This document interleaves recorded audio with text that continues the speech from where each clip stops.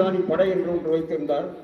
அதில் சுமார் பெண்கள் கூட்டம் கணக்கில் அடங்காத அளவுக்கு போர் பயிற்சி பெற்ற சோல்ஜர்களாக பெண்கள் இருந்தார் என்பது இங்கு நினைவு கூறத்தக்கது. இதற்கெல்லாம் முக்கிய காரணம் தமிழ்நாட்டிலே தேவர் திருமகனார் அவர்கள் தன்னுடைய காந்திக்கும் அவருக்கும் கான்ட்ரோவர்சியில் வந்தது. அதன் விளைவாக நேதாஜி அவர் ஆதரிக்கும் ஒரு கட்டம் வந்தது நேரத்திலே அவர் இந்த பசும்பொன் முத்துராமலிங்க தேவர் அவர்கள்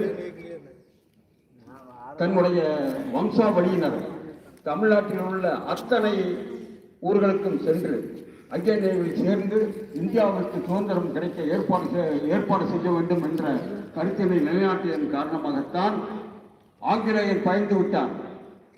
அவனுடைய சோல்ஜர்ஸ் 1 லட்சம் இன்ஃபேண்ட்ரியில் 1 லட்சம் பேர் தான் இருந்தாங்க. ஆனால் இவர்கள் 40,000 பேர் இருந்த உடனே